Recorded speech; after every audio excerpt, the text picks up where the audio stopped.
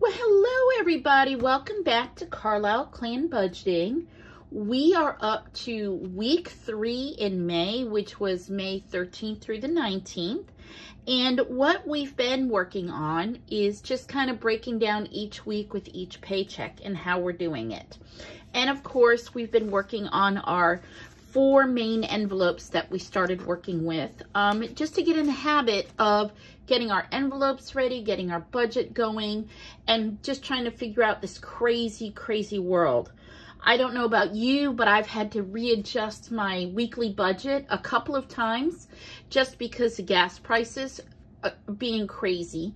And one of the things I'm going to talk about in this video is my husband and I have started to take in a couple of safety tips with our cash envelopes, what we're going to do, when we're going to use them, and how we're going to pull those out. But first, let's go ahead and get started with our week 3 budget. Now, of course, you know, if you've been watching, and if you haven't, please go back and subscribe and hit notifications. Whenever we're setting up our monthly budget, my husband very much is a hands-on, he needs paper and pencil kind of child, and I am definitely the nerd. I prefer having everything on my Google Docs and keeping everything in there just because it makes for a whole lot less of scribbling and erasing when we're doing it. One clear, delete, hit, and let's start this again process. So one of the things in week 3 is, of course, we highlight whenever we pay everything, and we keep the funds that we're paying electronically in our bank account just through bill pay, or, you know, just automatically going in there on their due dates and paying them, just to get them out of the way. So once a bill is paid, we take, you know, we go to our bank account, that ugly place nobody likes to visit, but we have to do it daily. And once we know a bill is paid, we just take the highlighter and highlight it here. So during week 3, we pulled out more money for our rent, our tithe, our electric bill payment, our Visa, phone bill, Audible, renter's insurance, and Planet Fitness. They come out during these days. These are their due dates. So when they're paid, we highlight them in yellow so we know that they're done. We have our budget that we set up. And of course, like I said about scribbling, we realized early in the month we were going to have to start adding more money for gas. And we took it away from our coffee, and we took a little bit away from our takeout budget, just because gas is getting expensive, and in order to get to work, you need the gas to get there. So for week 3, this is what we ended up spending. Walmart was $101, Publix was $29, and then using the money in my cash envelope, I spent $18.53 one day and $22.22 the next day. So because, of course, we're tracking all our spending, we're writing everything down. When I used that money, I wrote it in here. So that left me with $4.25 left over. Of course, one of the things that we've talked about and that we're using as one of our first main savings thing is whenever I'm clearing out my envelopes for the week and setting them up for the following week, any coins I have are going into our change jar. And we're using our change jar to buy some budgeting supplies that we might need. Of course, we're doing everything DIY, which is do it yourself. And so we've used our first one from April to get some real smaller envelopes, just because the longer used envelopes that I had in my purse were just a little bit too big, and they were getting torn and ripped quickly and easily. Of course, these aren't going to last that much longer better either. But I don't have... on Amazon.com, you can get money saving packets and envelopes and just all kinds of nicer supplies that will last a little bit longer. So that's one of the things we're using our change from our savings. We're also learned a vocabulary word, which was roll it over. So anytime I have dollars left over, I'm rolling it over, which means I'm keeping the dollars in my budget. And then in a little bit, when we add money to our envelopes, we'll add that money to this. Okay. Then for gas, we spent $42.53 for our gas. And then, of course, I used $20, the $20 in my envelope. Again, we need to be in the habit of using cash. So whenever I can, I use my cash envelope for gas, food, fun. And then one of the things we're building is our emergency fund. For takeout this week, we went to Uncle Kenny's, which we're so sad about because they're closing because they can't make it with all of the shortages and staffing problems and things like that. So we're probably going to go to Kenny's one more time before they officially close on June 5th. We went to McDonald's and we spent $26.50. For coffee, one of the things that we're choosing to do is probably going to take the coffee envelope out of our budget and stop getting coffee and spending money on coffee, because our food budget and our gas budget are just going way too much. So takeout food and coffee is something that we can control. So we're most likely going to start to control those. So back to my nerdy ways. Our weekly expenses were $735 for the automatic bills that we take out. Our budget, it was $296, but we only spent $199.88. So that left us with a, when we did our money, my paycheck every 2 weeks is $17.84. Budgeted was $8.92. When we do the math, I had $156 left over after we paid our bills, but we spent $149, so that left me in the negative of $43.59.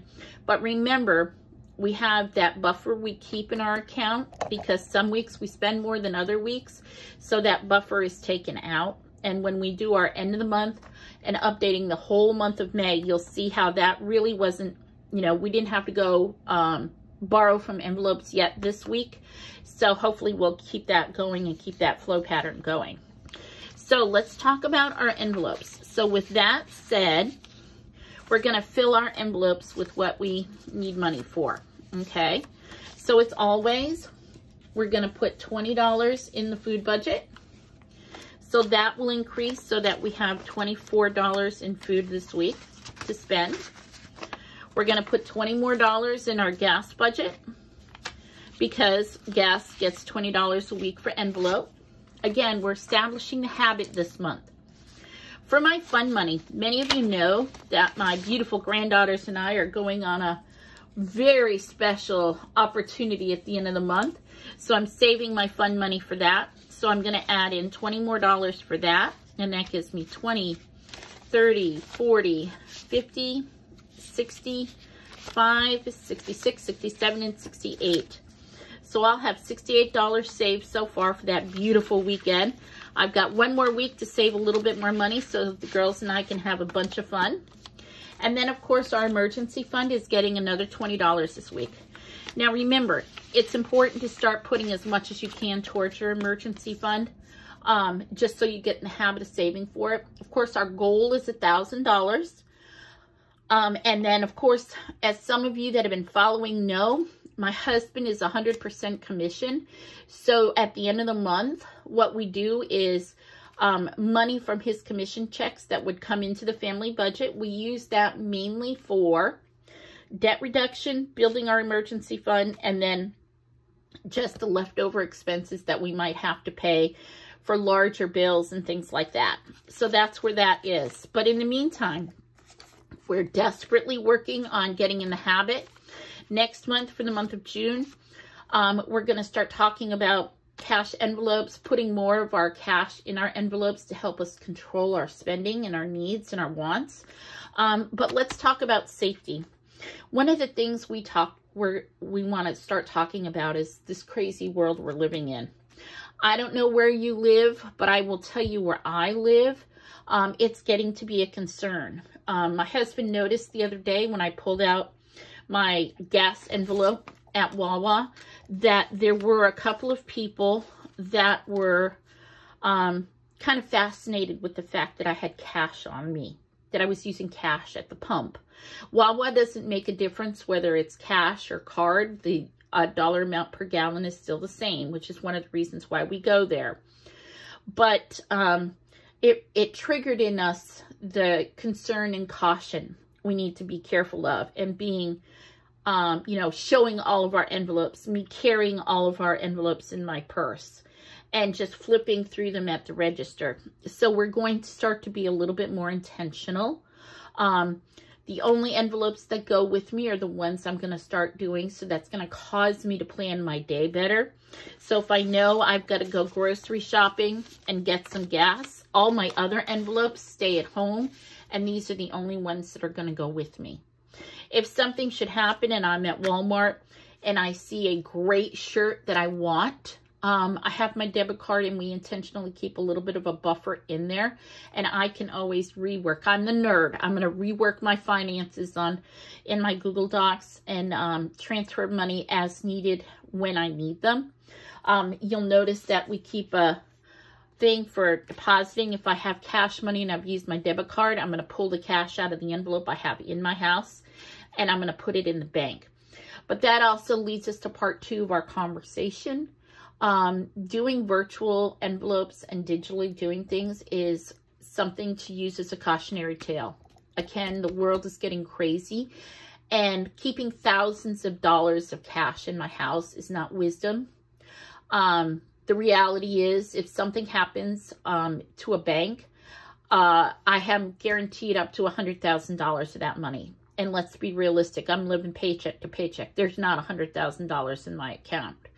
God bless you if you have that opportunity, but many of us don't. So keeping large stashes of cash in my house is not wisdom, but making sure that I'm keeping a tally and keeping everything in virtual envelopes is definitely one of the things that we're going to start working towards. So in the month of June, you're going to see a little bit of a tinker, a little bit of a difference with the amount of cash on hand we keep at home and the amount of virtual envelopes we start using and tracking virtually through our bank account. So looking forward to seeing you for week 4 as we finalize our month of May and start working towards a much more economic June. Thanks for coming, everybody. Have a wonderful day. Bye-bye.